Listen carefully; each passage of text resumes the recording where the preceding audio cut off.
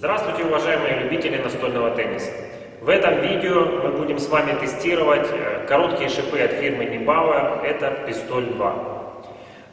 Как пишет сам Neubauer на этикетке этих шипов, это великолепный контроль, высокая динамика и множество деструктивных эффектов. Будем тестировать в толщине 2,0, хотя они поставляются и в других толщинах. Также отмечу, что они идут на скотче, поэтому наклеивание очень простое. Оно заняло у меня, наверное, меньше минуты. Наклеил их я на основании доктора Neubauer Matador текста Бальза. И перед этим видео я поиграл порядка месяца этими шипами, как слева, так и справа. И, соответственно, свои наблюдения и находки я покажу в этом ролике. Начинаем, как всегда, с подреза. Смотрим.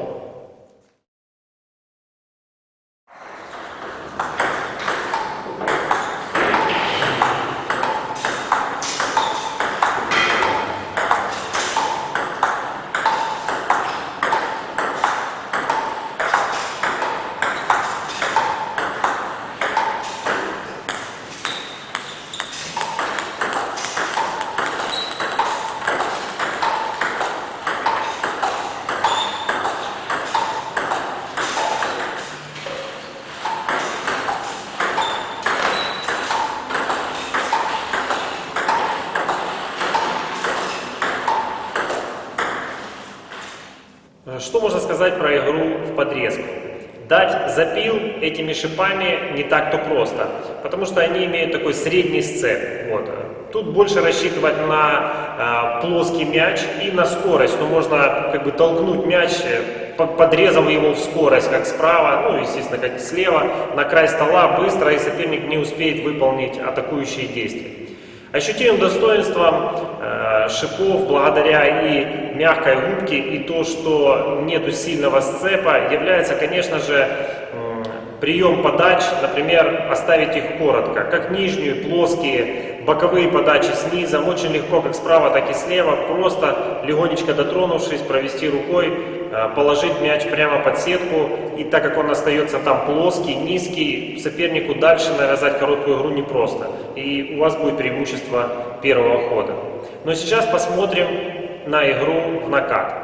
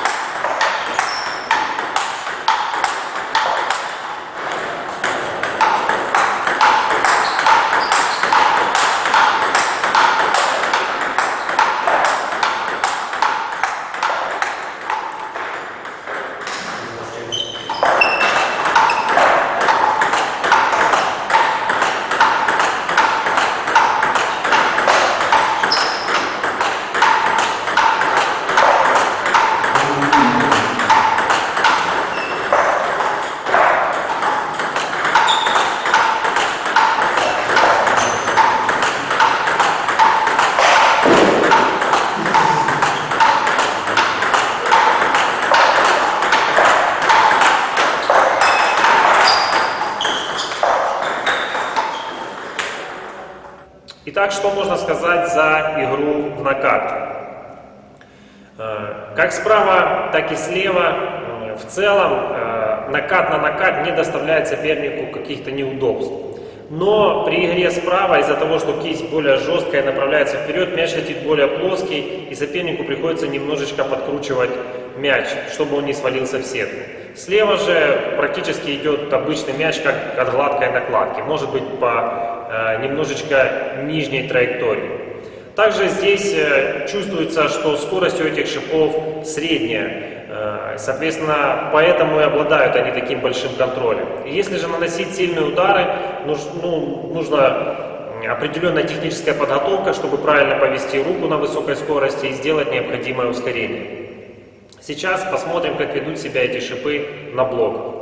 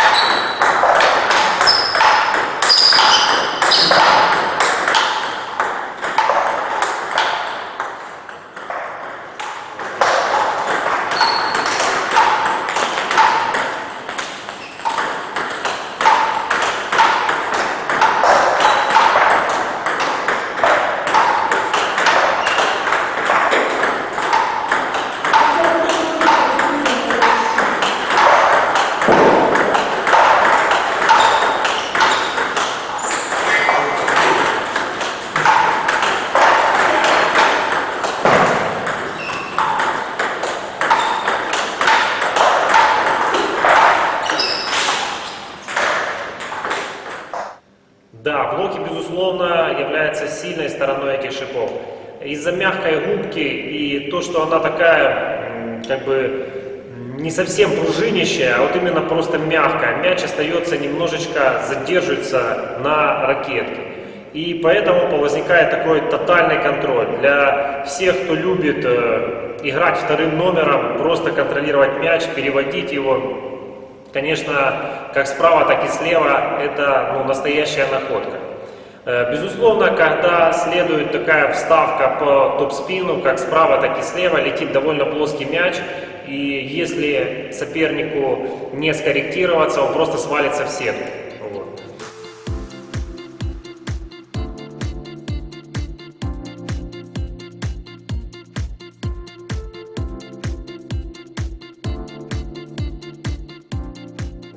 Сейчас мы попробуем контрудары по топ-спинам, вот, справа, а затем и слева.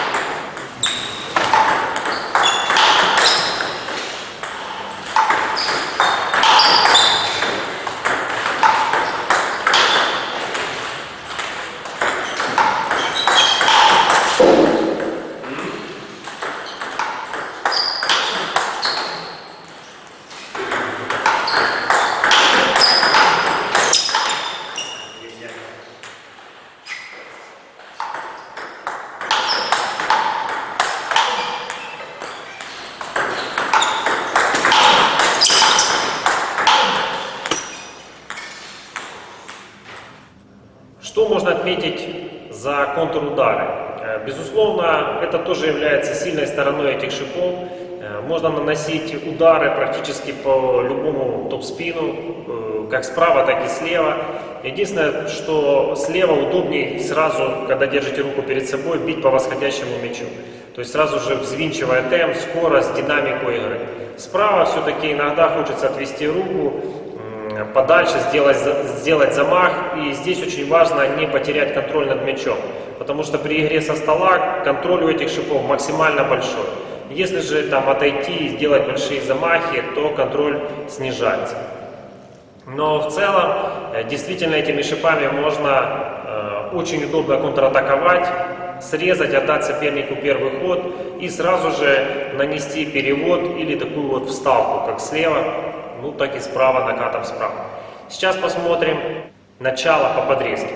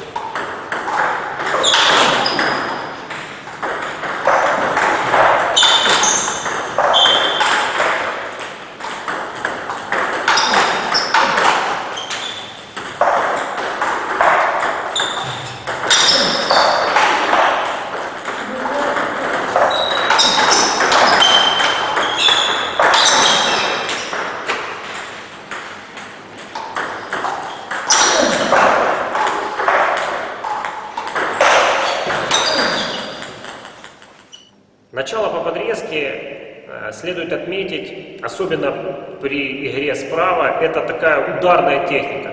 Но из-за того, что губка мягкая, нету смысла его обкручивать, разве что уж если совсем мяч низкий, можно так легонько подкрутить, и там пойдет плоский мяч, и, соответственно, сопернику надо обязательно как-то прореагировать, просто поставить ракетку не получится, мяч просто сорвется и свалится. Так как из-за того, что если снизу его подкручивать или перебрасывать, он имеет прямолинейную такую траекторию, и иногда соперник ошибается, что мяч летит прямо, не имеет такого заворота. Ведь кажется, что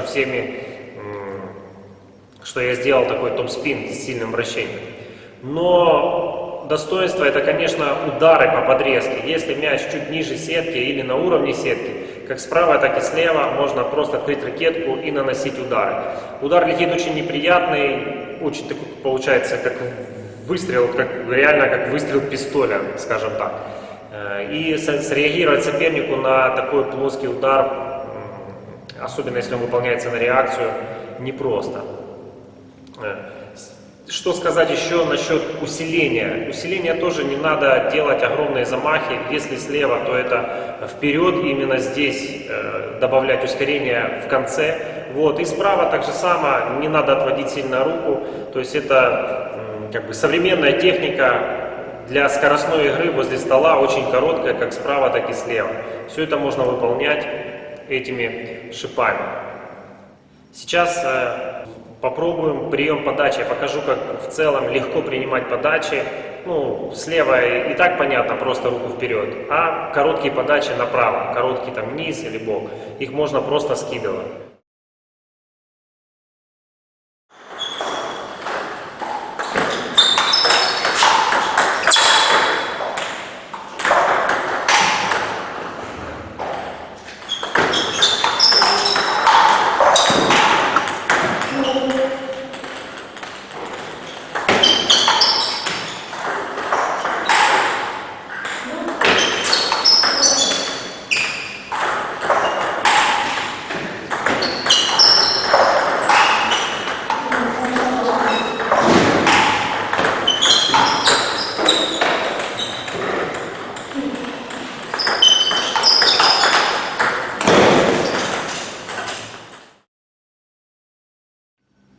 Что, подведем итоги. Короткие шипы, пистоль 2. Пистоль, вы знаете, в древности, или в прошлом было такое оружие, которое использовалось на дуэлях.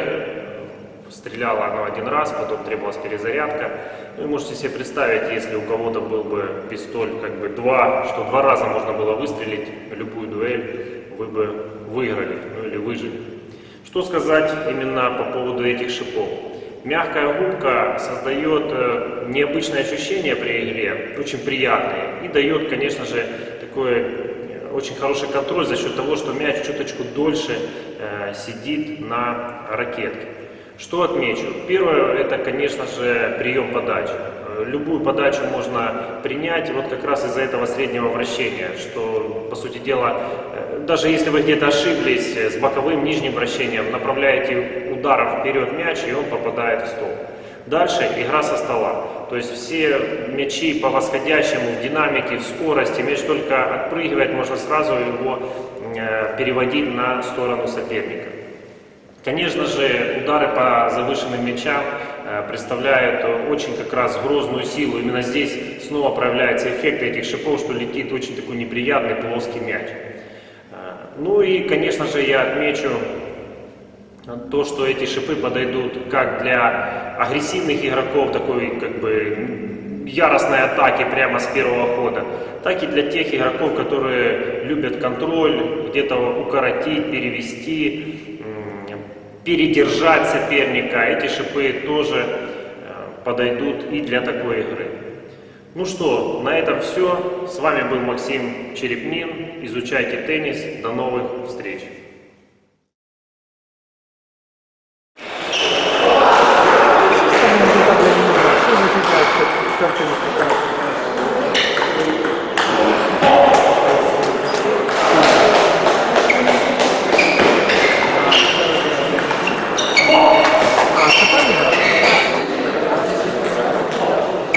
Я лично.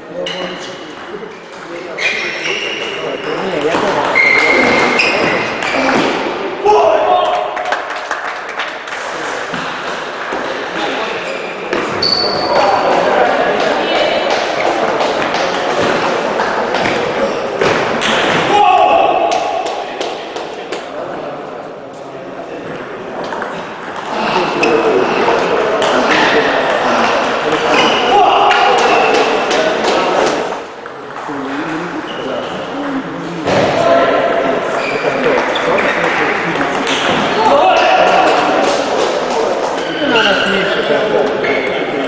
Чао, чао.